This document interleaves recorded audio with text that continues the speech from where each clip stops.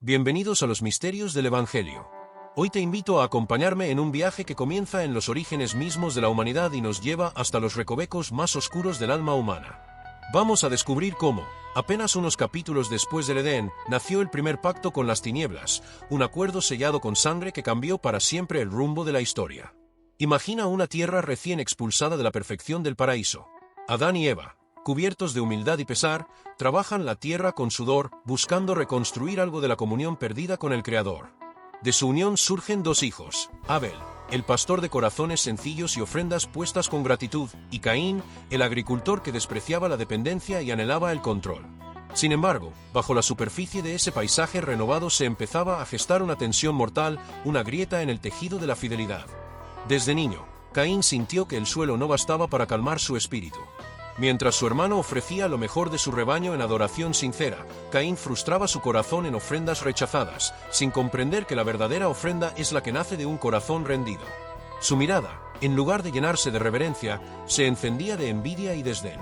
Cada suspiro de su hermano en oración retumbaba en su mente como una acusación. ¿Por qué Abel era el favorito? ¿Por qué su camino, más fácil en sus propios ojos, parecía desprovisto de la aprobación divina? Una madrugada, cuando el cielo aún titilaba con las primeras luces, Caín despertó con una decisión irreversible. No fue un impulso, fue el fruto de un encuentro secreto, un susurro maldito que quebrantó su último vestigio de inocencia. El adversario, con voz meliflua, le ofreció un tratado: mata a tu hermano y heredarás su favor, su bendición, su lugar junto al Señor. No fue una simple tentación, fue un contrato sellado con la premeditación del mal. Avanzó hacia el campo donde Abel cuidaba de sus ovejas, con las manos vacías pero el corazón cargado de oscuridad. No hubo grito de protesta, ni forcejeo desesperado, solo un golpe seco que partió la mañana en dos mitades, antes y después del primer crimen. El suelo, manchado por la sangre de Abel, guardó silencio, hasta que esa misma sangre clamó desde la tierra hacia el cielo, exigiendo justicia. Pero Dios, en su infinita sabiduría, no permitió que la venganza humana cancelara su plan divino. En lugar de entregar a Caín a los vengadores, pintó sobre su piel una marca indeleble, un signo de misericordia que lo protegería de todo aquel que buscara su vida en venganza. No era un premio, era un recordatorio de la gravedad de su acto y de la paciencia de aquel que aún ofrecía redención. Así nació Caín el maldito, pero también Caín el pionero de un legado de rebeldía. Exiliado hacia el este, en la tierra de Nod, el primogénito de Adán levantó la primera gran ciudad fuera del Edén. No fue una urbe de comunión, sino un bastión de orgullo y autosuficiencia. Allí se congregaron quienes compartían su desprecio por los límites divinos, y bajo su influencia se tejió la trama de la civilización corrompida. De esta ciudad surgieron artesanos y constructores que, lejos de glorificar al Creador, celebraban su independencia. Un hijo de Caín, llamado Irad, dio origen a herreros y músicos, pero sus creaciones, por más bellas que fueran, llevaban un veneno espiritual, exaltaban la habilidad humana sin aludir jamás a la fuente de toda sabiduría. Cantos y esculturas glorificaban al hombre, convirtiendo el ingenio en idolatría. Y entonces llegó Lamec, nieto de Caín, quien elevó el espíritu rebelde a un nuevo nivel. Ya no bastaba con ocultar el crimen, Lamec lo proclamó en versos propios, como si fuera un trofeo. Sus palabras resonaron con orgullo: si Caín es vengado 7 veces, yo seré venganza 77 veces. Con ello, institucionalizó la violencia como potencia cultural, transformando el homicidio en arte poético. Mientras tanto, el linaje de Set, el hijo que Adán y Eva tuvieron después de la tragedia de Abel, florecía con corazones que aún anhelaban la presencia de Dios. Pero su voz, tenue en comparación con el estruendoso canto de los descendientes de Caín, era poco escuchada. El mundo joven se dividía entre dos dinastías, la de la obediencia humilde y la de la soberbia homicida. A cada paso, la lujuria por el poder corrompía la sociedad. Pronto, las ciudades forjadas por el espíritu de Caín se alzaron como fortalezas de ambición. Herreros, músicos, arquitectos y guerreros se unieron en un sistema silencioso de dominación.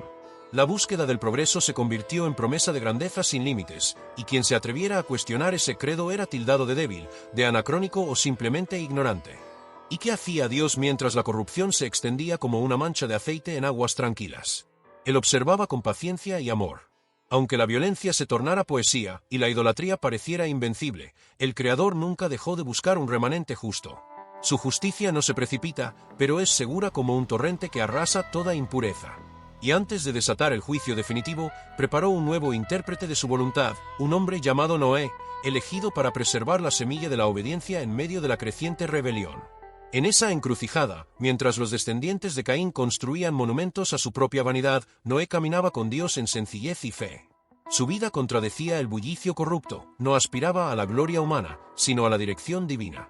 Su reputación entre los hombres era de excéntrico, pero ante el cielo era un remanente vivo, un canal de esperanza. En sus manos descansaba la promesa de Restauracao, el arco de la alianza que trascendería el pacto de sangre sellado por Caín. Hasta aquí hemos visto cómo el primer pacto sombrío emergió no de ignorancia, sino de una decisión consciente. Hemos recorrido el ascenso de un linaje marcado por el orgullo homicida, y hemos sentido el aliento de la corrupción que penetra cada logro humano sin Dios. Pero también hemos divisado la luz tenue de la fidelidad que nunca se extingue del todo. El corazón de la creación había latido con esperanza desde el amanecer de la humanidad, pero ahora se encontraba enfermo de maldad. La voz de Dios resonó en el viento y habló con firmeza: he decidido poner fin a toda carne, porque la tierra está llena de violencia y corrupción. En ese instante, el destino de la tierra pendió de un hilo. Sin embargo, entre el clamor de la iniquidad, brilló el nombre de un hombre llamado Noé, cuyo andar era legítimo ante los ojos del Altísimo. La elección de Noé no fue un capricho divino, sino el reconocimiento de una vida de integridad que aún conservaba la chispa de la comunión perdida. Noé recibió instrucciones precisas: construir un arca de madera de gofer, revestida por dentro y por fuera con brea, capaz de albergar a su familia y a parejas de cada especie viviente. Las medidas impartidas eran extraordinarias: 300 codos de largo, 50 de ancho y 30 de alto. Cada tabla debía encajar con exactitud, cada viga se colocaría en armonía con el diseño celestial. Noé obedeció sin titubear. Día tras día, martilló clavos, midió vigas y colocó planchas de brea, mientras su fe se fortalecía con cada gota de sudor. Los rumores se extendieron por los valles y montañas. Vecinos e incluso parientes se burlaban del hombre que taladraba tablas en medio del campo. ¿Cómo podría un barco flotar en la llanura? Decían que Noé estaba loco, que anticipaba una locura universal. Nadie imaginaba que esa risa burlona sería ahogada por el estruendo de la justicia divina. Pero Noé permaneció firme, convencido de que su labor tenía propósito y que cada viga colocada era un acto de obediencia que salvaguardaba el destino de la bondad. Llegó el día señalado. El arca, majestuosa y extraña ante la mirada de los habitantes, se erguía imponente. Noé hizo llamar a los animales: aves, bestias salvajes, reptiles y todo ser viviente se acercó en fila. Vinieron de 2 en 2, de 7 en 7 según el mandamiento, obedeciendo un llamado misterioso que superaba su instinto natural. Al cruzar el umbral, el silencio se adueñó del lugar, como si la creación contuviera el aliento ante el cumplimiento de la promesa divina. La compuerta se cerró y el cielo, antes sereno, comenzó a tornarse gris. Un murmullo primero, luego un rugido. Gotas como fusiles de agua golpearon el techo de brea con fuerza implacable. En la oscuridad, el arca crujía, pero su estructura resistía. Cada tablón se tensaba con el embate del diluvio. Los animales, acunados por los vaivenes, emitían sonidos que se confundían con el retumbar de la tormenta. Dentro, Noé y su familia oraban y recordaban las viejas promesas, conscientes de que participaban en el juicio que purificaría la faz de la tierra. Las aguas ascendieron sin tregua. Primeras lluvias del cielo, luego manantiales subterráneos que brotaron con furia. Montañas cubiertas, llanuras sumergidas, ciudades y hombres desaparecieron bajo el manto líquido. El mundo entró en caos mientras el diluvio barría todo vestigio de maldad. El estruendo era tal que la tierra temblaba, las olas azotaban el arca y el aire se cargaba de sal y desaliento. Sin embargo, aquella nave pequeña se mantenía firme, sostenida por la fidelidad de quien la había edificado siguiendo la voz divina. Días que parecieron siglos se sucedieron. 40 jornadas de lluvia y 40 noches sin descanso. Dentro del arca, la penumbra se extendía, solo rota por la luz tenue que escapaba por las ventanas selladas. El murmullo de la lluvia y el rezo continuo de la familia de Noé fueron la banda sonora de la espera. En medio de la inseguridad, surgió un gesto de esperanza. Noé abrió una ventana y soltó una paloma para probar si las aguas habían cedido. La mensajera regresó sin hallar descanso, revelando que el desastre aún era total. Pasaron otros 7 días y la paloma volvió con una hoja de olivo fresca en el pico. Ese detalle diminuto sacudió los corazones. La furia del diluvio había menguado, la tierra comenzaba a respirar de nuevo. La fe de Noé se confirmó, la creación no solo sobreviviría, sino que recibiría una segunda oportunidad. Tras otros 7 días, la paloma ya no regresó, señal de que encontró un refugio seguro. Entonces, Dios habló de nuevo: sal del arca, tú y toda tu familia, y haz que la tierra renazca. La compuerta se abrió por fin. El olor a tierra húmeda y la salida del sol sobre el monte Ararat fueron bienvenidos como el beso de una madre. Animales y humanos emergieron al nuevo mundo, curiosos y cautelosos, como si pisaran un teatro inexplorado. Noé erigió un altar, ofreció sacrificios de gratitud y el cielo respondió con un arco iris resplandeciente, señal de un pacto eterno. Nunca más maldeciré la tierra por causa del hombre, declaró la voz divina. Y agregó, el arco que he puesto en las nubes será el signo del pacto entre mí y la tierra. Aquel pacto no solo selló la tregua entre el Creador y la creación, sino que dejó lecciones profundas. La obediencia a Dios puede parecer ilógica ante la burla de un mundo escéptico, pero adquiere sentido cuando entendemos que la fe redefine la lógica humana. El juicio, aunque doloroso, purifica el mal y establece un nuevo comienzo. Y el arco iris, con sus colores vibrantes, recuerda que la misericordia siempre acompaña a la justicia. Hoy, al narrar este episodio milenario, descubrimos misterios ocultos en los detalles. ¿Sabías que el término hebreo para arco también puede traducirse como armazón de victoria?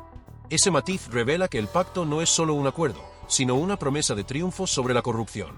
Y que los animales que entraron en parejas simbolizan no solo la preservación de las especies, sino la invitación a la armonía entre opuestos. Mientras reflexionas en estas enseñanzas, piensa en tu propia vida. ¿Qué arcas construyes con tus decisiones? ¿Dónde confías tu futuro cuando las lluvias del mundo arrecian? El relato del diluvio nos confronta con la fragilidad humana y nos invita a construir refugios de fe, obediencia y esperanza. En la próxima entrega, exploraremos los enigmas del arco iris genealógico que surge tras Noé, las genealogías que enlazan al diluvio con Abraham y las curiosidades de las tablas cronológicas que rara vez notamos. El viaje continúa y los misterios se multiplican. No te pierdas la siguiente etapa. Acompáñanos de nuevo en los misterios del Evangelio para desentrañar la intrincada red de la historia sagrada.